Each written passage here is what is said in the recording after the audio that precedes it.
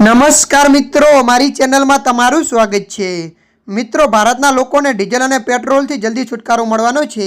કેન્દ્રીય માર્ગ પરિવહન અને રાજ્ય માર્ગ મંત્રી નીતિન ગડકરીએ સ્પષ્ટ સંકેત આપ્યો છે કે આગામી સમયમાં દેશના રસ્તાઓ પર 100% બાયોઇથેનોલ પર ચાલતા વાહનો દોડશે। ગડકરીએ તેને ભવિષ્યનું ફ્યુઅલ ગણાવ્યું અને કહ્યું કે તે માત્ર પ્રદૂષણ ઘટાડવા નહીં પરંતુ દેશની વિદેશની તેલ પરની નિર્ભરતા પણ ઘટાડશે। ગડકરીએ કહ્યું કે ઇથેનોલના ઉપયોગથી પ્રદૂષણ ઓછું થયું છે। અમારું લક્ષ્ય કાર્બન ફૂટપ્રિન્ટ ઘટાડવાનું અને અસ્મિત ફ્યુઅલ પરની નિર્ભરતાનો અંત લાવવાનું છે। તેમણે પણ યાદ અપાવ્યું કે ભારત વિશ્વનો સૌથી મોટો અર્થવ્યવસ્થાઓમાંની એક છે અને અહીં મોટર વાહનો સંખ્યા પણ ચીન અને અમેરિકા પછી સૌથી વધુ છે। જો કે આયોજન પર સામાન્ય લોકોનો અભિપ્રાય અલગ અલગ છે। ઘણા કાર માલિકોએ સોશિયલ મીડિયા પર ચિંતા વ્યક્ત કરી છે કે ઇથેનોલ મિશ્રણ તેમના વાહનોના એન્જિનને નુકસાન પહોંચાડી શકે છે। પેટ્રોલિયમ મંત્રાલયે આ શંકાઓને તકનીકી રીતે પર્યાવરણીય ગણાવી છે। મંત્રાલયના જણાવ્યા અનુસાર ઇથેનોલ પર ચાલતા વાહનોના માઇલેજમાં થોડો ઘટાડો થયો છે।